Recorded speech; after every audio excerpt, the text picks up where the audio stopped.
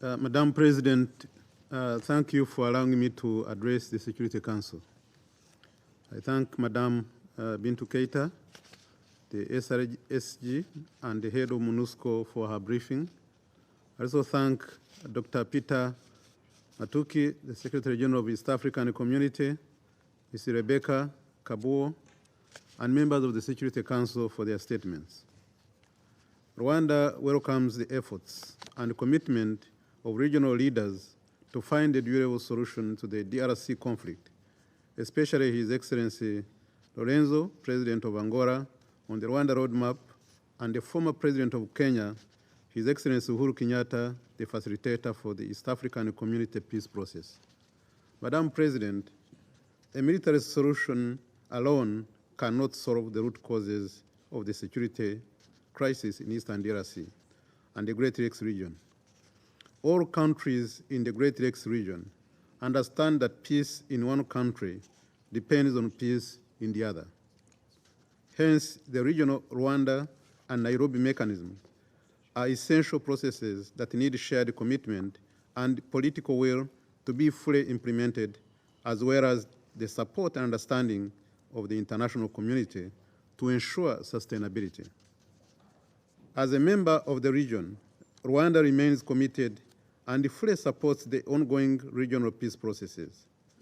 We have high expectations that these initiatives will finally address the root causes and drivers of the endemic crisis in DRC, which have an impact on neighboring countries, including Rwanda. However, Rwanda deplores the unhelpful external interference in the regional and continental processes by some members of the international community, which serve to shield the DRC from accountability regarding its unresponsiveness to commitments made through ongoing processes and ultimately risks undermining the success of these initiatives. Rwanda believes that the quest for long-lasting peace in DRC cannot be achieved by spreading a dangerous and false narrative which exacerbates the problem and puts lives at risk. Furthermore, parallel forums by some countries are counterproductive to the ongoing African regional efforts and must cease to allow African regional processes to succeed. Madam President, Rwanda has made it clear that the conflict between the M23 and the DRC government is an internal matter. Therefore, Rwanda should neither be a scapegoat nor equated to M23. This distortion only masks the real problem and accountability of those who should be answerable for addressing the root causes and drivers of the conflict in the DRC. A lasting solution requires the responsibility to be placed where it belongs. Madam President, much as you agree with the Secretary General's report that the sovereignty and territorial integrity of the DRC should be respected, questions remain unanswered. First, when are we going to address the violations of Rwanda's sovereignty and territorial integrity by the DRC, which occurred on several occasions as verified by the expanded joint verification mechanism? This year alone, cross-border sharing on the Rwandan territory took place on the 19th March, 23rd May, and 20th June, which was followed by the violation of Rwandan airspace and territory by the DRC Sukhoi 25 fighter jet on 7th November 2022. Second, when is the international community going to address the persistence of the FDR and alliance between FRDC and deadly armed groups, including FDLR, a sanctioned genocidal terrorist group made up of remnants of the force that committed the 1994 genocide against the Tutsi in Rwanda and known for spreading genocide ideology? It is surprising that the SRSG, Madam Bintu Keita, in her statement, has mentioned all the key rebel groups in DRC, but not once mentioned FDLR, which is sanctioned by this council. I don't know if it is an omission or deliberate or feels that it does not pose any threat to any country. Rwanda has for decades expressed concerns over the FDLR, including its support by DRC and its collusion with their national army, the FRDC.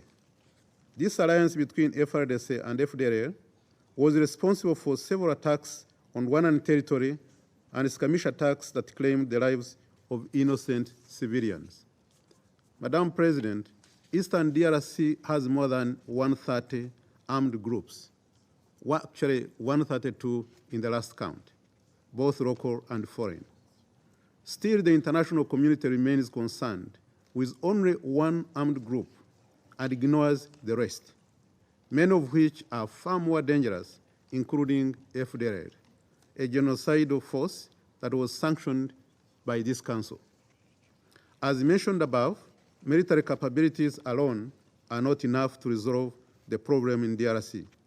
But more importantly, it requires political will for an inclusive dialogue, implementation of the signed agreements, and addressing the lack of accountability. On the disarmament of the armed groups operating in the DRC, especially the foreign ones, we remain concerned that the issue is not given enough attention and support. Yet their presence in DRC forms the core of the problem, as raised in the ongoing regional mediation efforts. Madam President, hate speech against Rwandans and any Kinyarwanda-speaking communities in the DRC has recently intensified, as reported by the Undersecretary General on Genocide Prevention, Madam Nderitu. Hate speech has not only hate speech does not only undermine social cohesion and peaceful cohabitation, but it also endangers lives, as we have seen in recent months.